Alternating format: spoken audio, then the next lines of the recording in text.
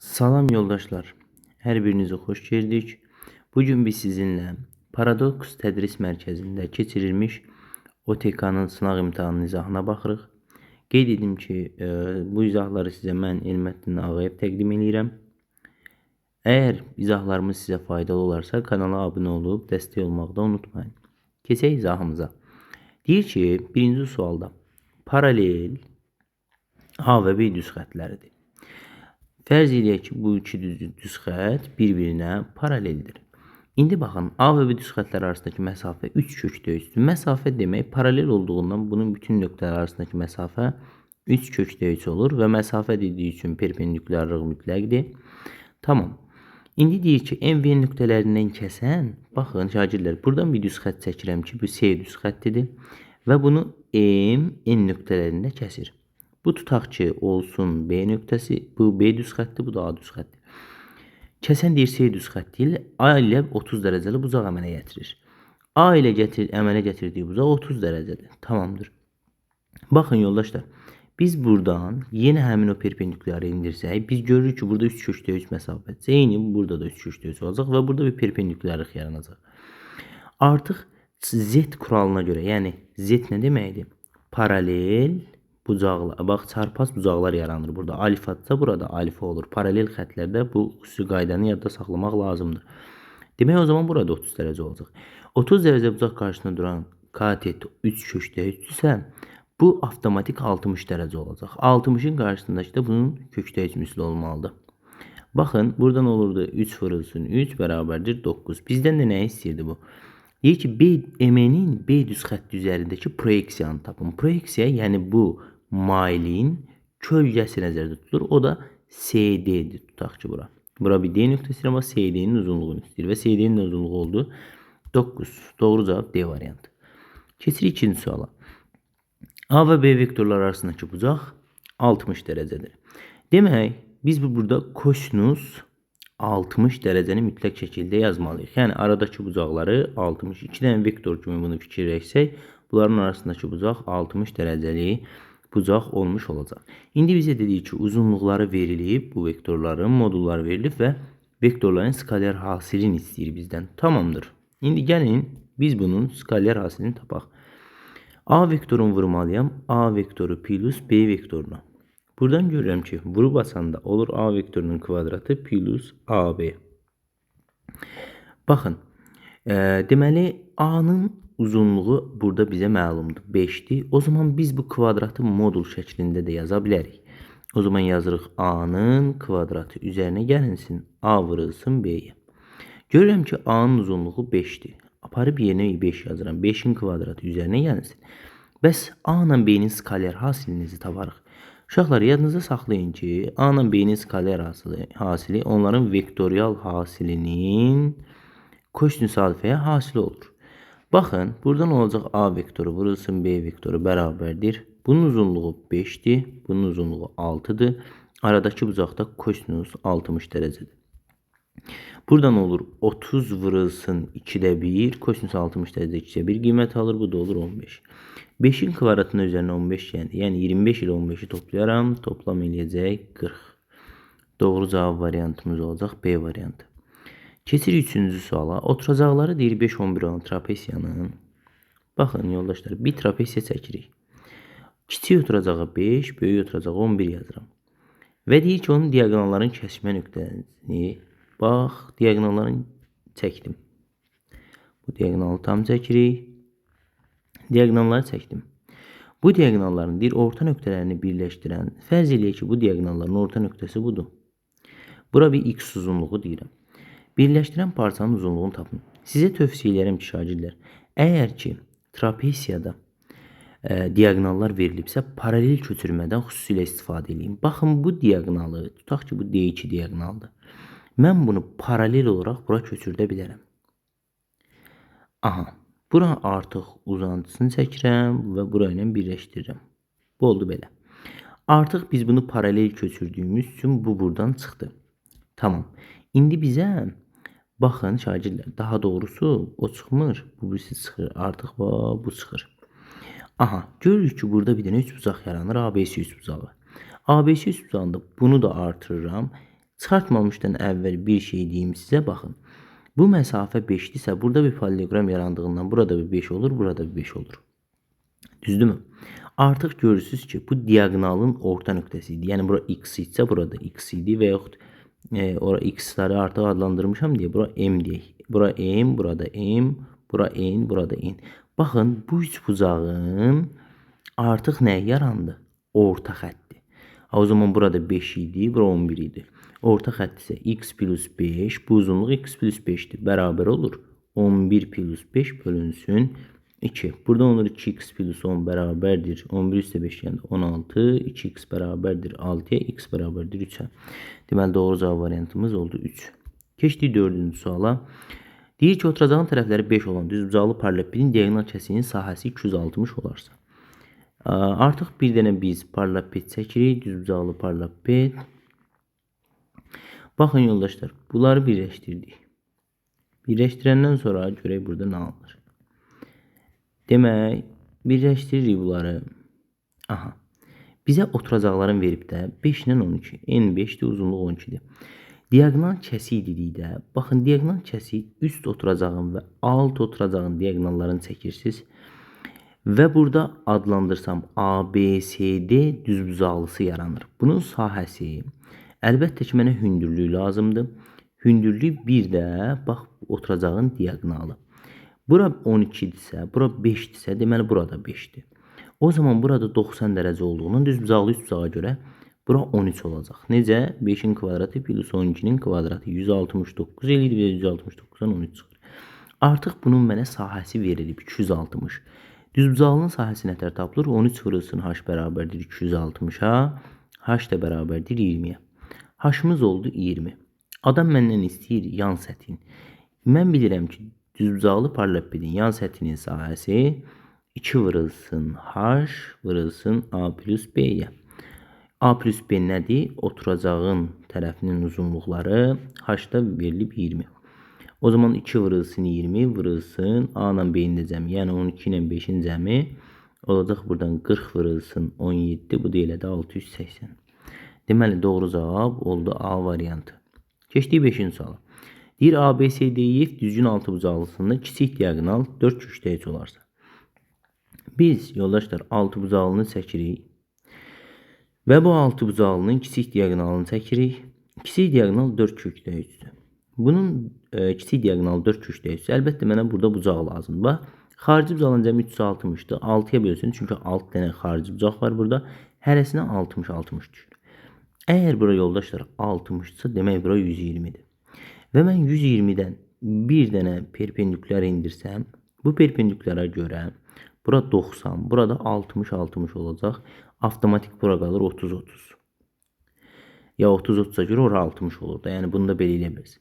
Və bu da bərabər yanlı 3 bucaq olduğundan, baxın burada yaranan 3 bucaq. Bərabər yanlı olduğuna, bir də bunu adlandıraq ABCDEF olsun. ABCD, burada EF. Baxın yoldaşlar, bura bərabər yanlı 3 bucaq olduğundan təpədən çəkilmiş hündürlük həm də mediandır. Deməli 2/3 ayıracaq. 60-ın qarşısındakı 2/3 hündürlüyü o zaman bu 2-dir və tərəf də 30 dərəcə bucaq qarşısında duran katet hipotenuzun yarısı olur deyə 4-dür. Deməli bu altı bucaqlının bütün bucaqlar tərəfləri 4 olmuş olacaq. İndi S ümumi. Ümuminin sahəsi lazımdır mənə. Sonra da bu adam mənə deyir ki, artıq bura mənə lazım deyil. Bax, bunlar lazım olanları tapdım. Tərəf lazımını tapdım. Deyir ABD'yi. ABD'yi. Bax, buranın sahəsi lazımdır mənə. Bax, bu hissənin sahəsi lazımdır. Artıq biz nə edərik uşaqlar? Buranın sahəsini tapmaq üçün bu 4'dür. Bax, bura 4'dür. Burada 4/3 olduğunu bilirsən də. Çünki kiçik diagonal 4/3 verir baxı. O zaman S ümuminin sahəsinə ehtiyac yoxdur. S bərabərdir 4 vurulsun 4/3. Buradan da eləyəcək 16/3 olmuş olacaq. Bu da düzbucaqlıdır deyə. Da oldu burada D variantı. Keçdik 6-ya. Deyir düzbucaqlı trapeziyasında bad bucağı 90 dərəcədir. Düzbucaqlı olduğuna görə burada 90'dır, burada 90'dır. Bunları biz bilirik. Deyir ki AB 6'dır. Bura olsun 6, BS'miz 4'dür, AD'miz 8'dir. AB tərəfini özündə saxlayan düz xətt, bax bu düz xəttdir. Bunun ətrafında fırlanmasını istəyir. Bax o oxun ətrafında fırlanmasından bir kəsik konus alınır. Baxın, bu formalı bir kəsik konus alınmış olur. Aha. Bu kəsik konusun burası 4'dür, burası 8'dir. Əlbəttə siz bunun həmin nöqtələrdə keçən çevrəni də çəkməlisiniz. Çəkirik, bu kəsik konusu göstəririk. Deməli, bura 8'dir, bura 4'dür və hündürlüyü də mənə 6 verib. Şagirdlər, bunu əsasən necə eləyərsiniz? Birinci, bax bu çevrələrdən əlavə, mən sizə bir şey deyim, bu oxşarlıqla gəlin çıxardaq. Bax, çünki burada 90 dərəcədir, burada 90 dərəcədir. Paralelliyə görə. O zaman mən bura bir x yazacağım. Bax, bu nöqtədən burada oxşar 2 dənə üçbucaq yaranır. Biri bu üçbucaqdır, biri də böyük üçbucaq. Oxşarlığı tətbiq eləsəm, x-in 4-ə nisbəti və yaxud heç x-in 4-ə nisbəti ehtiyac yoxdur. Mən görürəm ki, burada 4-sə, burada 8-sə, deməli bu orta xəttdir. Orta xəttsə, deməli x 6-dır. Deməli x-ə yazdım 6. İndi bu arada qaytarırıq konus halına bunu. Baxın. Aha, konus halına qaytarandan sonra nə edirəm?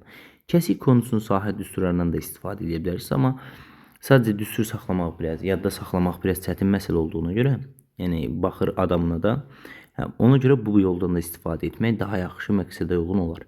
Baxın, burada bir tam konusa bunu tamamladım. Tam konusun S tam bərabərdir. Daha doğrusu, bu adam məndən nəyi istəyir? Həcmi istəyir. V tam. V tam bərabərdir. Ümumiyyətlə konusun həcmi nətər hesablanır? 3'də 1 pi r kvadratı vurulsun h. Yəni s oturacaq vurulsun h. İndi v tam olacaq bərabərdir. Qiymətləri yerinə qoyuram. 3'də 1 vurulsun. Ümumi böyük konusunun radiusu 8'dir. Pi vurulsun 8'in kvadratı vurulsun. H'ımız da bax buradan bura qədər nəzərdə tutulur deyə 12 olur. 6 bura, 6 da bura 12. 12 ilə 3 gedir. Qalır burada 4 olur. 8'in kvadratı 64 vurulsun 4 pi. Bu da eləyir 256 pi. Tamamdır. Aha, bundan artıq o əlavədən bax başqa rənglə göstərirəm. Yaratdığım bu konus var. Ha, bu kiçik konusun neynəməliyik? Biz oradan çıxmalıyıq. Tamamdır. İndi gəlin onun həcmini tapaq. V kiçik bərabərdir 3'də 1 pi r kvadratı yine h'a əsasən. O zaman 3'də 1 pi vurulsun. Erimiz neçədir? Erimiz 4'dür. 4'ün kvadratı vurulsun. H'ımız da 6'dır. Buradan olur. 3'də 1 pi vurulsun 16 vur 6. 6 ilə 3 gedir, qalır 2. Eləyir 32 pi. Artıq mən bu kəsiyin həcmini hesablamaq istəyirəmsə 256 pi'dən 32 pi'ni çıxmalıyıq. Qalır 224 pi olmuş olacaq. Doğru cavab olur burada da D variantı. Keçirik növbəti suala. Yoldaşlar, 7-ci sual. ABC'də bərabər tərəfli üçbucağın bir daxilinə çəkilmiş çevrənin mərkəzi O nöqtəsidir. Bərabər tərəfli üçbucaqdır. O nöqtəsidir. Bax, O nöqtəsi deməli daxilinə çəkilmiş çevrənin mərkəzi. Daxilinə çəkilmiş bir dənə çevrə çəkirik bunun. Mərkəzi O nöqtəsidir. Tamamdır. Buradan bizdən nələr tələb olunur? Deyir ki, OD 5'dir. OD dediyimiz, yəni bura A, bura B, bura C yazsam, o nöqtənin mərkəzi isə OD AC-yə perpendikulyardır. Deməli, bu perpendikulyardır. OD-nin uzunluğu verib 5, buranı 5 yazıram. Bura 60 dərəcə olduğundan. Baxın, mən buranı birləşdirsəm, artıq bu tənvirən olacaq deyənə 30-30 olacaq. İndi məndən OA-nı istəyir, yəni buranın uzunluğu. Mən də biləm 30 dərəcə bucaq qarşısında duran katet betonun yarısıdır. Deməli OA-nın uzunluğu 5 vurulsun 2 bərabərdir 10 olmuş olur. Doğru cavab C variantı. Keçirik 8-i. Deyir bərabərsə sistemini ödəyən tam ədədlərin sayını tapın. Bax, birincisi necə olur uşaqlar? Olur x minus 2'nin kvadrat asılışıdır. Müxtəsərdən biz bunu bilirik. Növbəti də x minus 3, x plus 3 olaraq kiçikdir sıfırdan. Baxın yoldaşlar, buradan biz nə ala bilərik? Ala bilərik ki, buradan bax görürük ki, x minus 2'nin kvadratı sıfırdan. Normalda bizim ağlımıza gəlir ki, x istənilən həqiqəti də ola bilər. Sadəcə, burada böyükdür, bərabərdir olsaydı bu 2'ni də ala bilərdi. Əgər o böyükdür, bərabərdir, yoxdursa, deməli sən bura 2 yazan məsələn. Çünki 2-dən 2 çıxanda 0 qalacaq. 0 da 0-dan böyük deyil. Aydın oldu. Ona görə x nədən fərqli olmalıdır? 2-dən fərqli olmalıdır. Tamam.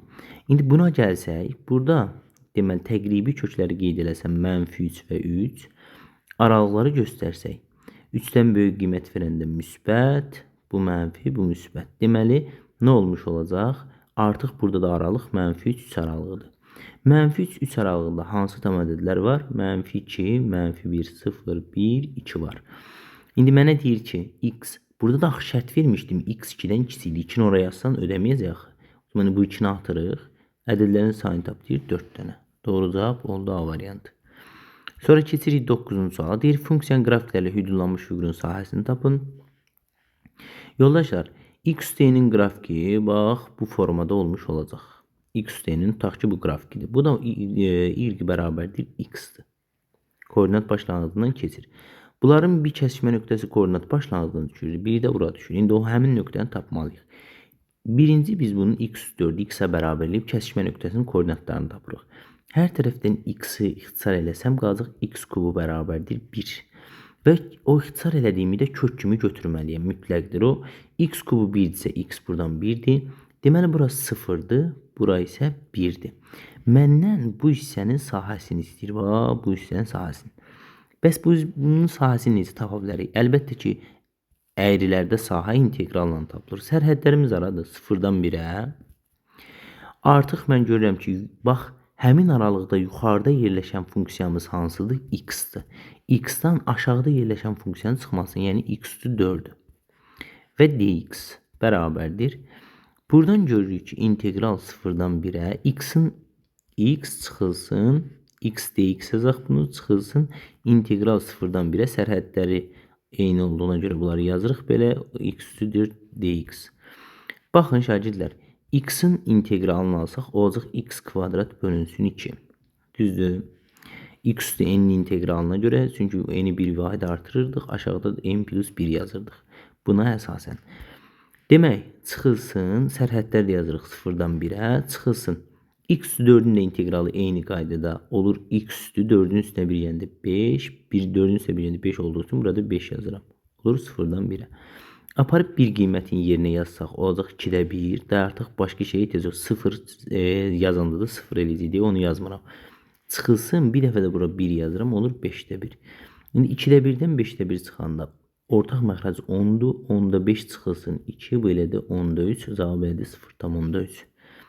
Deməli, doğru cavab olmuş olacaq A variantı. 9, sonra keçirik 10-cu suala. Kompleks ədədin qoşmasıdır. Yoldaşlar, bu kompleks ədədlərdə qoşma ümumiyyətlə z bərabərdir A plus BI olursa, z'in qoşması isə A minus BI olur. Baxın, yəni bunlar eyni olur. Həqiqi hissələr, real hissələr eyni olur. Amma xəyali hissələr bir-birinin əksi olur. Deməli, bunun da həqiqi hissəsi A plus 7-dir. A plus 7-ni 3 götürürəm. Bunun həqiqi hissəsi 3-dür deyə A buradan olur -4. 2B plus 3-ü isə -4 götürürəm. Çünki bu mənfi olmalıdır. Bu müsbət olmalı ki, bunlar kompleks olsun, qoşma olsun. O zaman 2B bərabərdir buradan -7-yə, B də bərabərdir -3,5-ə. Artıq AB hasilini istəyir bizdən. -4-ü də -3,5-ə vuranda eləyir 14. Doğru cavab Y variantı olmuş olur. Keçirik 11-ə. Deyir ki, Əkob AB 12-dir, Əbub AB 8, Emin 8-dir. A plus B-in cəminin ən böyük qiyməti ilə Emin cəminin ən kiçik qiyməti hasilini tapın. Yoldaşlar, siz bilməlisiniz ki, Əkobu 12 eləyən ən böyük ədədlər 12 ilə 12 olmalıdır. Bizə A-nın B-dən fərqli olma şərtini vermədiyi üçün mən bunu belə götürə bilərəm, yəni problem yoxdur. Əkob 12 olduğundan deməli A plus B cəmini isə olacaq 12 plus 12 oldu 24. N plus N-i də deyir, cəminin ən kiçik qiymətini hasilini tapın.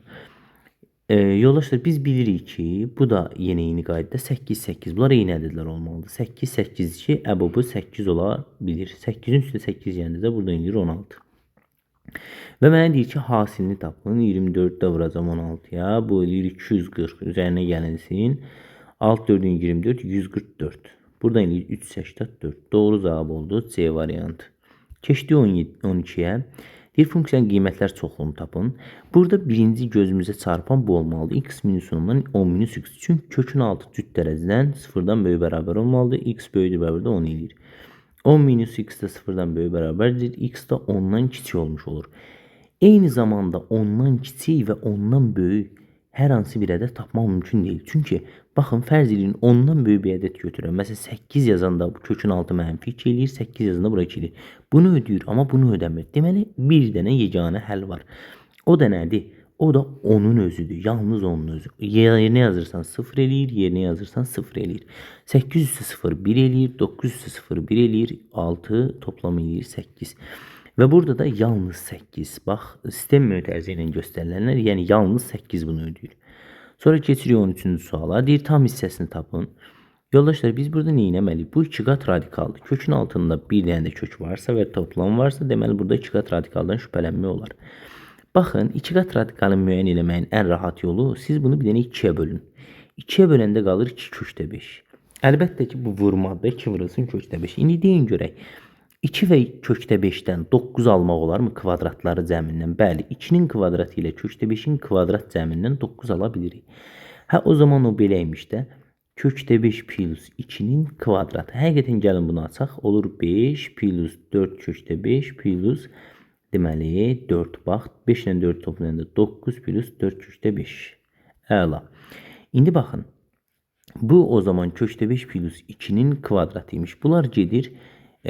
Buradan modulda kökdə 5 plus 2 çıxır və bu da müsbət olduğundan, yəni toplama deyə burada müsbət hal var. O zaman 2 plus kökdə 5 olmuş olacaq. Tam hissəsini istəyir. O zaman 2 plus kökdə 5-dən təqribən 2 tam nə qədər çıxır? O deyilir 4 tam nə qədər? Tam hissəsi 4 olmuş olacaq. Doğru cavab D variantı. Sonra deyir ki, hər post qutusuna ən çoxu bir məktub atmaqla 2 fərqli məktubu 12 dənə post qutusuna neçə fərqli üsulla atmaq olar? Baxın, belə deyək də, ümumi 12 dənə post qutumuz var. Onun kombinizon ümumi 12 dənədən 2 dənəsi var.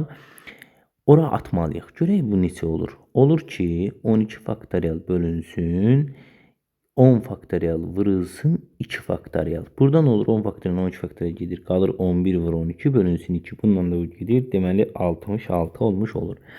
İndi yoldaşlar, bir şeyi fikirləşin ki, bu niyə kombinizonla olsun? Kombinizonla olmayacaq. Əlbəttə bunu permütasiya çevirməliyik. Səbəb nədir? Çünki mən əlimdə 2 dənə məktub var. Birinci məktub, ikinci məktub. Bu məktubu bura ata bilərəm də. Eyni zamanda bunu da bura atacağım. Və ya yerlərini dəyişib bunu bura atıb bura ata bilərəmmi? Bəli. Deməli artıq bir də onların öz yer dəyişməsindən vurulur deyə 66-nı vurarsan 2 faktorial, bu da eləcək 132 olmuş olacaq. Başqa yolla permütasiya 12-dən 2-nin də hesablaya bilərik. Deməli, keçirik funksiyanın təyin olmasına daxil olan tam ədədlərin cəmini istəyir.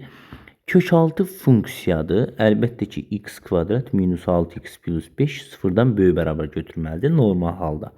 Amma görürük ki, bu məxrəcdədir də bu kökaltı ifadə. Tutaq ki, bu 0 olsa olarmı? Olmaz. Deməli, bax 0-a bərabər halı aradan çıxır. Nə olur? Vuruqlara ayrılanda x minus 2, x minus 3 böyüdür 0-dan. Ədəd oxunu çəkirik. Bura 2, bura 3. Araqları göstərsək heç bir də daxil deyil deyə boş olmalıdır bunlar. Üstdən böyük verəndə müsbət, mənfi, müsbət. Deyir ki, daxil olmayan, daxil olan hissələri bax, bu hissələrdir, düzdür, bu hissələr daxildir. Daxil olmayan hissə isə artıq bura olmuş olacaq. Yəni, o şərti ödəmir də, o sırada mənfilər. 2-3 aralığındakı, deməli, bizə təyin oblasına daxil olmayan tam ədədlərin cəmin istəyir. İndi bir məsələ də var orada. Yoldaşlar, 2 və 3-ə görə, deməli, əgər bu müsbətlərə daxil deyilsə, burada fikir verirəm ki, biz səhvliyi getməsin. X kvadrat minus 6x plus 5 böyüdür 0-dan. X oldu burada, deməli, x minus 2, x minus 3. Burada bir səhvliyi gedib, yoldaşlar, üzrü sayın, bu x minus 1'dir, bu x minus 5'dir. Çünki elə iki ədəd fikirləşin ki, cəmi 6 eləsin, hasili 5 eləsin. O zaman indi bura 1 olmuş olacaq, bura 5 olmuş olacaq. İndi artıq yenə eyni qayda müsbət, mənfi, müsbətə görə müsbətlə x-in kvadratı müsbət olduğuna görə belə olacaq. İndi baxın. Bu müsbət aralığa daxil deyil də, çünki burada qeyri-ciddi bərabərlik yoxdur, düzdür? Deməli, bərabərsizlik. Deməli, buna daxil deyilsə, bu mənfi hissə o zaman bunlar daxildir. Bax, 1, 5 aralığı bunun həllini ödəməyəcək. Məndən ödəməyənləri istəyir. O zaman 1, 5 aralığında şədidlərin cəmi 1, 2, 3, plus 4, plus 5. Buradan neçə eləyəm ki? 9, 10, 15. Doğru cavab olmuş olacaq. Nə? 15C variantı. Sonra 16'ya keçirik. A parametrin hansı qiymətinə deyir? Tənliyin həqiqi kökü var. Yəni kök 6 ifadədən çıxan ədəd nə olmalıdır? Əlbəttə ki, sıfırdan böyük olmalı. Deməli, A-2 böyüdür bərabərdir sıfırdan. Sıfırda özdə ola bilər əlbəttə ki. O zaman A böyüdür bərabərdir 2-dən. Deməli, sən A-ya 2 müsbət sonsuz aralığında nə qədər qiymət verirsən, problem yoxdur. Onun həlli olmuş olacaq. Doğru cavab A variantı 16-dır. Keçirik artıq 17-ci suala. Deyir, x bərabərdir 2 olanda mx kubu çıxılsın 16 çox ədədinin köküdür. Baxın, bir şey deyim sizə. Tutaq ki, bir funksiya fikirləşin. Bu funksiyanın bu kəsdiyi nöqtələr x1, x2 kökləridir. Kökləri yerinə yazanda görürəm ki, y həmişə nə olur? 0 olmuş olur. Bax, o zaman aparıb, bu da bunun köküdürsə, bunu tənlik halına salsam, yəni mx kubum çıxılsın 16 bərabərdir 0 olmalıdır. Yəni x-in yerinə 2 yazsın. Nə olacaq? M vurulsun 2-nin kubu çıx 16 bərabərdir 0-a. 8m minus 16 bərabərdir 0-a. M bərabərdir 2-yə. Aparıb 2 qiymətin m-i yerinə yazsam 2x kubu minus 16. Qaytarıram çox ədliyə. Çünki vuruqları ayırmağı istəyir. Artıq nə edirəm? Buradan 2-ni ortaq kimi çıxardıram. X kubu minus 8 qalır və olur 2 vurulsun. X kubu minus 8-də x kubu minus 2'nin kubudur. Bu da bir dəfə x-dən 2'ni çıxırsınız. Baxın, çıxdıq x-dən 2'ni. Növbət dəfə isə x-i kvadrata yüksəldirik. Bunların hasilini tapırıq, amma plusun yazırıq. Üzərinə gəlinsin, bir də 2'nin kvadratı 4 olmuş olur. Baxıram, görürəm bu cavab variantlarından hansındadır. Baxıram, görürəm B-dədir. Keçdik 18-ə. B-in əhəndəsiz hissəsində B1 2-dir, B2 4-dür. Əlbəttə ki, S16 bölü S8 istəyir. Bizdən nə edəcəyik? S16-nı nədən tapırsınız? Əlbəttə ki, bax, düstura əsasən S-in bərabərdir. Sonsuz azalan həndəsiz hissələn filan demir deyənə belə olacaq da B1 vurulsun Q üstü M-1 bölünsün Q-1. Sonra, deməli, bir dəfə 16 qoysaq, olacaq B1 vurulsun Q üstü 16 çıxılsın 1 bölünsün Q-1. Bax, burada Q-1'ə bölürəm. Bir dəfə də S8'i qoysam yerinə B1 vurulsun Q üstü 8 minus 1 bölünsün Q-1. Bax, buradan Q-1'lər gedər. Bölmə olduğuna görə bərabərdir. B1'lər də gedər. Qaldı nə? Q üstü 16 minus 1 bölünsün Q üstü 8 minus 1. Bəs bunu da vuruqlara ayırmaq olar da. Bax, yuxarını belə Q üstü 8 minus 1. Bir də Q üstü 8 plus 1 şəklində. Aşağını da Q üstü 8 minus 1 şəklində. Bunlar getsə qalacaq Q üstü 8 plus 1. Əlbəttə, mənə indi Q lazımdır. Q-nu da tapmaq üçün mən bilirəm ki, böyük həddi kiçik həddə bölürəm. Q da buradan olur. Böyük nömrəlidir, yəni. Q da buradan olur. B2'miz deməli 4'dür. B1'imiz də 2'dir. 2 olur. Q'muz oldu 2 və yazıram 2 üstü 8 plus 1. Bu da eləyir 2 üstü 8'imiz deməli artıq olur neçə? 64, 2 üstü 6, 64 isə 128, sonra 128 varanda 256. 208, 256 üzərinə bir gəndə 257. Doğru cavab olur. Y variantı olmuş olur. Keçirik 19-cu suala.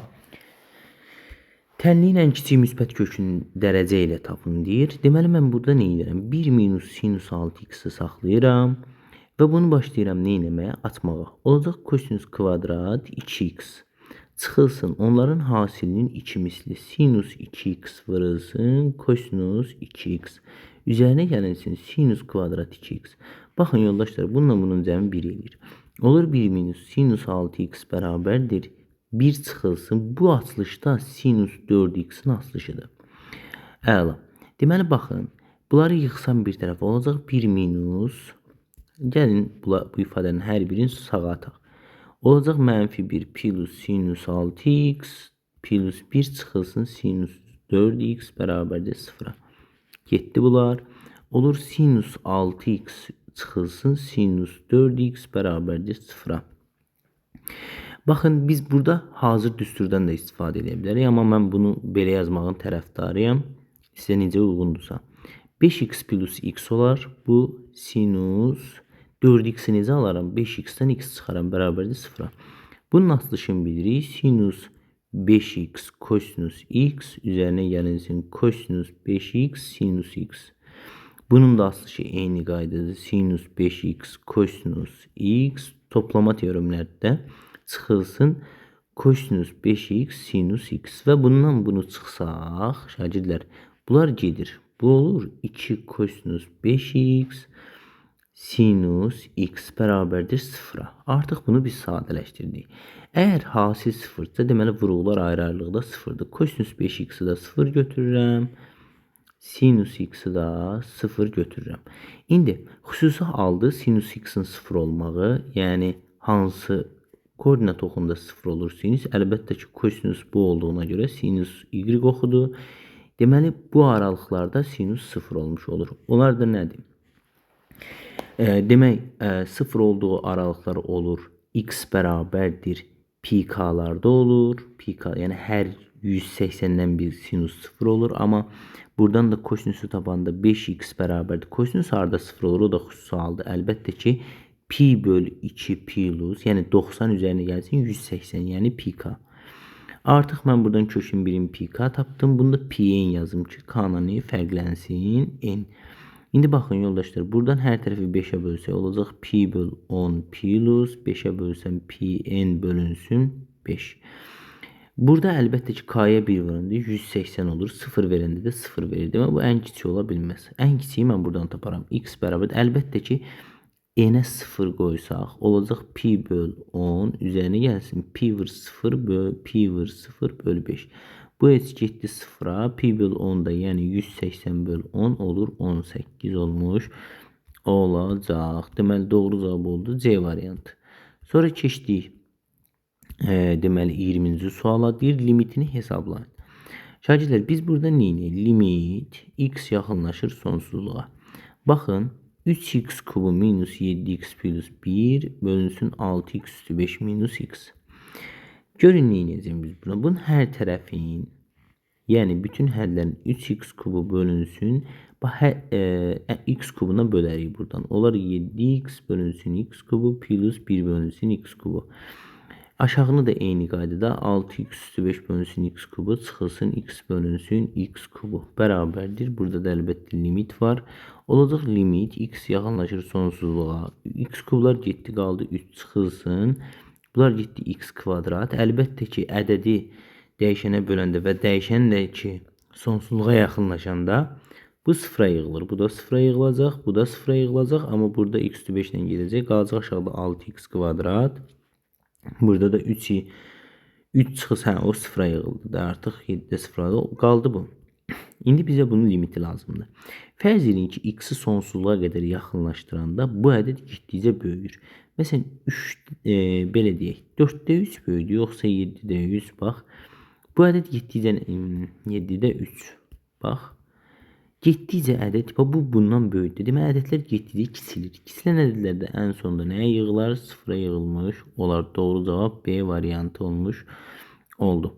Sonra keçirik 21'ə. Deyir, x plus y bərabərdir 5-dir. X, y 1-dir. X plus y bərabərdir 5-sə, x, y də 1-dirsə və burada biz bu cəmdə yerinə yazsaq, olacaq x plus y vırılsın. Deməli, kubun açılışıdır. X kvadrat çıxılsın x, y plus y kvadrat. Baxın, x plus y-in qiyməti 5-dir. 5 vırılsın. Bəs buna köməkçi müxtəsər olma düsturu tətbiq eləsəm, o da x plus y-in kvadratı çıxılsın 2x, y. Bir dənə də burada x, y bərabər. Yenə x plus y 5-dir. 5 vırılsın 5-in kvadratı çıxılsın 3x, y. Və x, y də 1 olduğu üçün olacaq 5 vırılsın 25 çıxılsın 3. Bu deyilir 22 vır 5 elədi 110. Doğru cavab E variantı olmuş olacaq. 22-ci sual deyir, fx bu funksiya olarsa f törəmə 1'i tapın. Biz birinci f törəməni tapaq. Deməli bu ln x-in törəməsidir. Ln x-in törəməsi nə olur? 1 bölünsün 2x kvadrat çıxılsın x plus 9. İş əslində burada bitdi. Amma sadəcə buna bax. Bu mürəkkəb bir funksiyadır. Mürəkkəb funksiyanın da törəməsinə ayrıca vurmalısan. Yəni 2x kvadrat minus x plus 9-un törəməsinə. Bunun da törəməsinə baxsaq yalnız bunun. Bax 2 keçir qaba olur 4x, sabit x-in törəməsi, dəyişənin törəməsi burada 1-dir, sabitin törəməsi 0-dır. Ona görə 4x minus 1. Deməli mən nə etməliyəm? 1 bölünsün 2x kvadrat minus x plus 9-u vurmalıyam 4x minus 1-ə və bu f törəmə x olacaq. F törəmə 1-i tapsam, f törəmə 1-i bərabərdir. Yerinə qoysaq 1 bölünsün 2 çıxılsın 1 plus 9 vurulsun 1 qoysaq yerinə olacaq 4 vur 1 çıx 1, o da eləyəcək 3. Burada oldu yuxarıda 3, aşağıda da deməli 2-dən 1 çıxanda 1, 9-a üzərinə gələndə 10, 10-da 3, bu da eləyir 0, 10-da 3. Doğru cavab Y variantı olmuş olacaq. 23-də. Yolun 5'te 4 hissəsini getdikdən sonra qalan yol gedilən yolun neçə faizini təşkil edir? Yoldaşlar, bax yolun 5'te 4 hissəsini gedib. Tutaq ki, yol 100'dür. Daha sadə belə götürək də 100. 100'ün 5'te 4'ü gedilibsə, getdi. 100'ün 5'te 4'ü eləyir 80. Qaldı. Qalan yol isə, əlbəttə 100'ün 80 gedibsə 20'si qalıb da. Deyir yol getdikdən sonra qalan yol gedilən yolun neçə faizini? Qalan yol 20'dir, gedilən yol 80'dir, vururam 100'ə. Bununla bu çıxsa 4'də 1'i də 100'ə vuranda 25 faiz olmuş olacaq. Sonra keçirik yoldaşlar 24-cü suala. Deyir AF-in FC'yə nisbəti 10'un 7'yədir. Bax AF-in FC'yə bura 10K yazsam, bura 7K yazaram. Mənə deyir ki AD 50'dir. AD 50'dirsə, burada bir X yazaram da uşaqlar. Baxın, burada qum saatı alındığına görə, burada oxşarlıq var da. Bura alfadır, burada alfadır. Bura beta desək, burada betadır. Bura gammadırsa, burada gammadır. Baxın, alfanın qarşısındakı 7K'nın bu alfanın qarşısındakı 10K'ya nisbət. Bax, bu üç bucaqla bu üç bucaq bir-birinə oxşardır. Bərabərdir. Gammanın qarşısında X var. Gammanın qarşısında 50 var. Ay müəllim, betanı niyə götürməli? Axı yoldaşlar, betanın qarşısı boşdur. Heç bir qiymət verilməyib. Bax. O zaman K'lar getdi. 50 ilə 10 getdi, qaldı 5. X da buradan, burada da 1. X çarpazırında X oldu, 7 5'ində oldu. 35 olmuş, oldu. İndi bura 35'dir. Ümumi paralleloqramcı 50'dirsə, burada 50 deyə, BC də 50 deyənə, bura qalır 15. İndi mən 35'dən 15'i çıxmalıyam, qalacaq 20. Keçirik növbəti 25-ci suala. Deyir tənliyin ən böyük mənfi kökü ilə ən böyük kökünün cəmidir. Bizim burada eləyə biləcəyimiz səhvlərdən biri şagirdlər bu 2-ni qarşıya, 4'ü qarşıya çıxartma məsələlərdir. Bax bunu daha sadə bir yolla yazmağa çalışaq. Loqaritma 3 əsasdan x kvadratının kvadratı çıxılsın. Bax bunu nə yazıram? Yazıram loqaritma 3 əsasdan x-in kvadratının kvadratı bərabərdir 0-a. Düzdürmü? X 4'ü belə yaza bilərəm. Artıq görürəm ki, loqaritma 3 əsasdan x kvadratının kvadratı çıxılsın. Bu 2-ni keçirdirəm qabağa. Olur 2 loqaritma 3 əsasdan x-in kvadratı bərabərdir 0-a. Buradan loqaritma 3 əsasdan x-in kvadratına bir dənə 0 yox t deyirəm. T və tənlik halına gətirəm. Bu olur t'nin kvadratı çıxılsın. 2t bərabərdir 0-a. Vuruqları ayırsam t minus 2 bərabərdir 0-a. T oradan olur 0, t buradan olur 2. Baxın, aparıb bir dəfə t'ni yerinə 0 yazırım. Olur loqaritma 3 əsasdan x kvadrat bərabərdir 0-a. X kvadrat bərabərdir 3 üstü 0-a. Buradan x da buradan olacaq plus minus 1. Bir dəfə də 2'yə bərabər edirəm. Olur loqaritma 3 əsasdan x kvadrat bərabərdir 2'yə. Buradan x kvadrat bərabər 9'a. X da bərabər plus minus 3'ə. Baxın, tənliyin ən böyük mənfi kökü ilə ən böyük mənfi kökü bunun mənfi 1'dir. Mənfi 3 də var, amma ən böyüsünü istəyir. Və deyir ki, ən böyük mənfi kökü ilə ən böyük kökünün cəmini tapın. Ən böyük kökü də burada 3'dür. Müsbət 3 bərabərdir 2 olmuş olacaq. Keçdi. 60 dərəcəli 200 bucağın daxilinə götürmüş nöqtədən üzlərə qədər məsafələr 6'dır. Baxın, 200'lü bucaq fikirləşək. Baxın yoldaşlar, 200'lü bucaq. Bunu bu formadadır. Arada bir bucaq var. Əlbəttə ki, iki müstəvinin arasında qalan hissədir. Bax, Bu formada götürüb təsəvvür eləyə bilərsiniz, amma bunun daha aydın təsəvvürü belə olur. 2 dənə düz xətt çəkirsiniz və bu düz xəttlər arasında bir dənə nöqtə götürürsünüz. Buradan bura qədər məsafə ümumiyyətlə deyir ki 60 dərəcədir. Qoy buraya yazırıq 60. Qeyd edim ki, bunlar da onsuz həmin müstəvinin daxilindən götürülür onsuz da ki. Üzlərə qədər məsafələr 6-dır. Məsafə dediyində perpendikulyardır. Məsafə deyən kimi perpendikulyardır. Və mən buranı birləşdirsəm, bura tənbirə nə olacaq? 30-30 olmuş olacaq. 30 dərəcə qarşısında duran katet 6-dırsa, bura 12 olmuş olacaq. İkiyüzlü buzağın tilinə qədərlə məsafə demək, yəni bu nöqtədən O nöqtəsindən bu K nöqtəsinə qədər, yəni bu artıq til bu da həmin kəsmə tilləri, tili. Məsafə 12 olmuş olacaq. Keçirik növbəti 27-yə. Deyir ki, uyğunluğu müəyyən edin.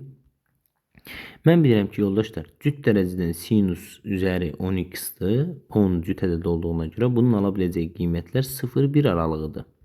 Amma normalda mənfi 1-1'dir. O zaman 3'ü bir dəfə 0'a vururam, üzərinə 5 gəlirəm, olur 5. 3'ü də bir dəfə 1'ə vururam, üzərinə 5 gəlirəm, olur 8. Deməli, artıq bu 5-8 aralığında qiymət alacaq. Deməli, 1'ə getdi, C variantı. Sonra keçdik. Sinus üzəri 9x-da bilirəm ki, mənfi 1, 1'dir. Bu dəqiqdir. 3'ü vururam mənfi 1'ə, üstünə 5 gəlirəm, olur 2. 3'ü vururam 1'ə, üstünə 5 gəlirəm, olur 8. Deməli, 2-8 aralığında qiymət alacaq. Buna gedir D variantı. Bir də ən kiçik qiyməti B-dir. Artıq gəlir tangents üzəri 10x plus C-dir. Amma bunlarda ən böyük qiyməti müəyyən etmək olmur. Çünki müsbət mənfi sonslarında qiymətlər almış olacaq. 27 belə. Getdik situasiyaya. Situasiyada deyir ki, Eyler-Venn diaqramda musiqi və şahmat dərnəyinə gedən şagirdlərin sayı verilmişdir. Hər iki dərnəyə gedən şagirdlərin sayı yalnız musiqi dərnəyinə gedən şagirdlərin sayının 80%-ni təşkil edir. Hər iki dərnəyə gedən şagirdlərin sayı, baxın, hər iki dərnəyə gedən şagirdlərin sayı. Yalnız musiqi dərnəyinə gedən şagirdlərinin, yalnız musiqiyə gedənlər bunlardır. Yəni 4x minus 1'in 80%'i 80'ə vurub 100'ə böləndə mən almalıyım 3x-i. Buradan bunlar 20 ixtisar getsə, burada 4, burada 5 qalır və çarpaz vursam, olacaq 15x bərabər 4 4'ün 16x çıxılsın 4'ə, x buradan 4 olur. Tamam, o zaman x 4'sə artıq bu 16 çıx 1 15'dir, 4 üçün 12'dir, 4 üçün 12, 12'dən 2 da bu da 10'dur. Baxın, deyir ki, yalnız musiqiyə dərnəyə gedən şagirdlərin orta yaşı 15'dir. Yalnızlar bunlardır. Orta yaş 15'dir. Şahmat dərnəyə gedən şagirdlərin yaşı yalnız 10,6'dır.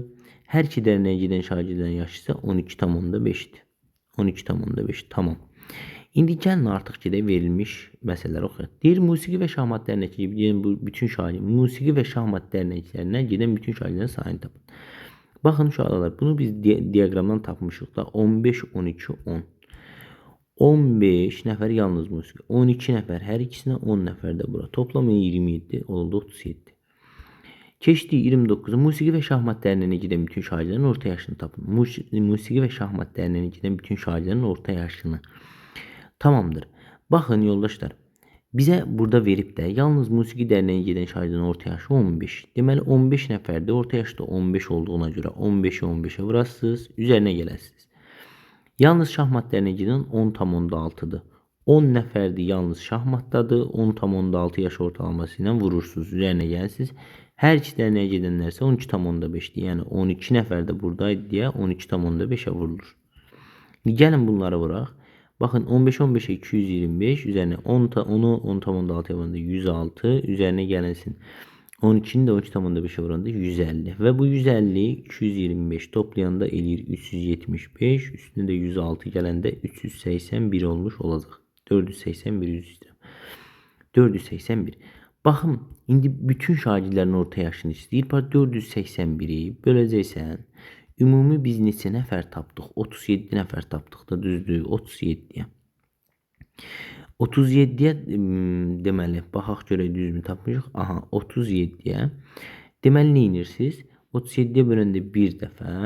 37 olacaq 37 buradan qaldı 11. 111'i də 37'yə böləndə 3.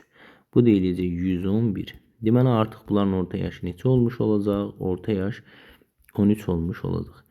En son deyir ki, musiqi dərnəyinə gedən şagirdlər arasından təsadüf olaraq seçilmiş 2 nəfər. Yalnız musiqi demir ha, ümumi musiqidən seçilən. Deməli sən toplamını götürəcəksən 27 nəfər. Musiqiyə gedən bax 27 nəfərdir. Eyni zamanda şahmat dərnəyində iştirak etməsi hadisəsinin ehtimalı. Şahmat dərnəyində bir dənə halda iştirak edə bilər ki, o da budur. Yəni həm musiqiyə getsin, həm də şahmat. O da 12 dənədir. 12 nəfər də şahmat dərnəyində iştirak edə bilər. İndi deyir ki, təsadüfi olaraq seçilmiş 2 nəfərin eyni zamanda şahmat dərnəyində iştirak etməsi hadisəsinin ehtimalı tapın. Baxın şagirdlər, məxrəcə yazırıq kombinizon. 27 nəfərdən bizə 2 nəfər lazımdır. 27 nəfərdən ikisini seçirik. Yuxarıda isə, yəni surətdə isə bu 12 nəfərdən ikisi gedə bilər də, eyni zamanda şahmat dərnəyində də iştirak etməsi hadisəsinin ehtimalı tapın. O zaman yuxarıda olacaq nə?